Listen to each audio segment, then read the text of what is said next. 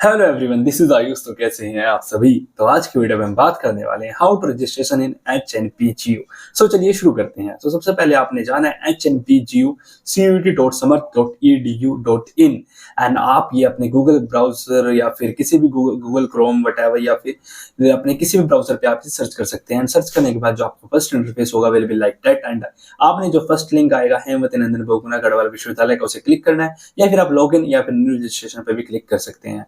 Similarly अगर new registration पे click करने के बाद आपका interface will be like that new registration and उसके बाद आपके पास इंटरफेस ऐसा आएगा। लाइक आपने सबसे पहले फिल करना अपना applicant CUET application number like अपने DOB एंड ये कैप्चा एंड रजिस्टर्ड। उसके बाद जो आपका रजिस्टर्ड ईमेल होगा उस पर एक OTP आएगा, वो OTP फिल करना है। वो OTP आएगा आपके उस मेल पे जो आपने CUET के एप्लीकेशन के टाइम पे फिल किया होगा एंड फिर अपना पासवर्ड क्रिएट कर सकते हैं।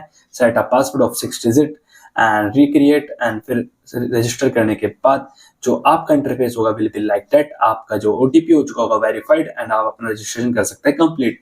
तो सबसे पहले आपको फिर से करना पड़ेगा लॉगिन बिकॉज अभी वो आपका न्यू रजिस्ट्रेशन लाइक एंड आप करेंगे लॉगिन लाइक सबसे पहले अपने एप्लीकेशन नंबर एंड पासवर्ड फिर रजिस्टर्ड एंड उसके बाद जो आपका इंटरफेस आएगा will be like that. Hence आपकी जो रजिस्ट्रेशन प्रोसेस हो जाती है यहाँ से स्टार्ट। सो सबसे पहले आपने अपने 3 डिटेल्स डालनी है like first is a complete profile, second step is select program and third step is pay registration fees. Similarly इसी प्रकार से आप अपना कंप्लीट योर प्रोफाइल स्टार्ट कर सकते हैं। Click the complete your profile and उसके बाद जो आपका इंटरफेस होगा will be like that and सबसे पहले डालनी है अपनी पर्सनल डिटेल्स लाइक अपनी पेरेंट्स की डिटेल, बैंक डिटेल, एड्रेस, ये सारी डिटेल्स आपने डालनी है। होप आप ये सारी डिटेल डाल लेंगे because it's not a big deal.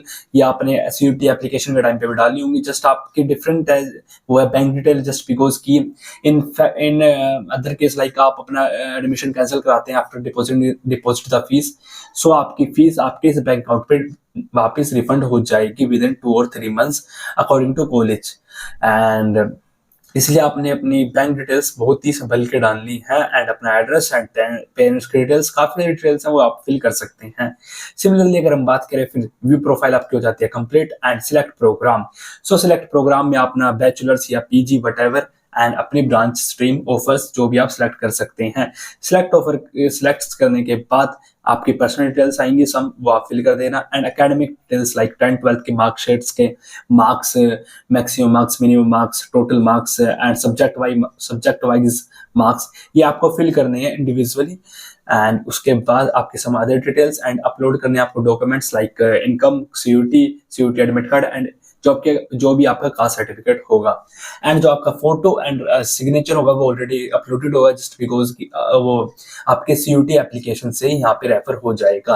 And उसके बाद अगर हम बात करें जो आपका इंटरफेस होगा विल बी लाइक दैट। जब आप अपनी रजिस्ट्रेशन फी पेमेंट करेंगे लाइक उसके बाद आपको सीधा अपनी फी पेमेंट करनी है ऑफ 100 रुपीज। ईच ब्रांचेस है। अगर हम बीटेक की बात करें लाइक आपको BTech in technology, bachelors of technology information technology का आप ये इंटरफेस देख सकते हैं। हमने फी पेमेंट की हुई है लाइक 100 रुपीज एंड आप अपनी fee slip as a register slip download भी कर सकते हैं लाइक उसके बाद अगर हम बात करें जो आपका फाइनल इंटरफेस होगा विल बी लाइक दैट।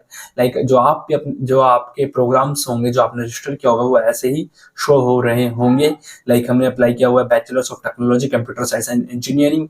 सो आपका जो एप्लीकेशन है सबमिटेड लिखाएगा एंड सिमिलरली IT के लिए भी आपका सबमिटेड एंड अपना आप रिसिप्ट होगा प्रिंट कर सकते हैं। लाइक अगर हमने अप्लाई किया था bachelors of technology electronics and communication के लिए वो हमने अभी रजिस्ट्रेशन प्रोसेस अपना कंप्लीट नहीं किया है। सो यहाँ पे नोट पेड और नोट सबमिट लिखा आ रहा है एंड गाइज अगर हम बात करें जो आपकी डिटेल्स हैं वो आपको इंडिविजुअल फिल करनी है। लाइक आपके जो ब्रांचेस हैं फर्स्टली आपको मान लो EC का आप रजिस्ट्रेशन करते हैं या CS का IT का तो आपको इंडिविजुअल करना है। लाइक सबसे पहले अगर आप CS का रजिस्ट्रेशन करते हैं तो आपको आप सारी डिटेल्स इंडिविजुअल डालने पड़ेंगे।